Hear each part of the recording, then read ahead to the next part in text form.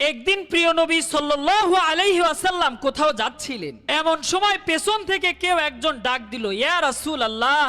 তখন তিনি পেছন দিকে তাকিয়ে দেখলেন একটি হরিণকে একটি গাছের সাথে দড়ি দিয়ে বেঁধে রাখা হয়েছে। হরিণ এবার নবীজিকে উদ্দেশ্য করে বলতে লাগলো, দয়া করে আমাকে দড়ি থেকে মুক্ত করে দিন, আমার বাচ্চারা খুবই ক্ষুধার্ত, আমি কথা দিচ্ছি আমার বাচ্চাদেরকে দুধ খাওয়ানোর পর আমি আবার ফিরে আসব। তখন নবীজি হরিণটিকে মুক্ত করে দিলেন। তখন তিনি উক্ত গাছের নিচে হরিণের জিম্মাদার হয়ে বসে থাকলেন। এবার শিকারী এসে দেখলো তার হরিণটি সেখানে নেই। নবীজি তখন বললেন তিনি হরিণটিকে মুক্ত করে দিয়েছেন, হরিণটি তার বাচ্চাদেরকে দুধ পান করিয়ে আবার এখানে ফিরে আসবে। এই কথা শুনে শিকারী প্রচন্ড মাত্রায় রেগে গেল এবং নবীজিকে অনেক বেশি গালমন্দ করতে লাগলো এবং নবীজিকে বলতে লাগলো এই হরিণ আর কোনো দিন ফেরত আসবে না। ঠিক তখনই শিকারী দেখতে পেল যে সেই হরিণটি তাদের দিকেই আসছে। হরিণের সাথে হরিণের দুটো বাচ্চাও ছিল।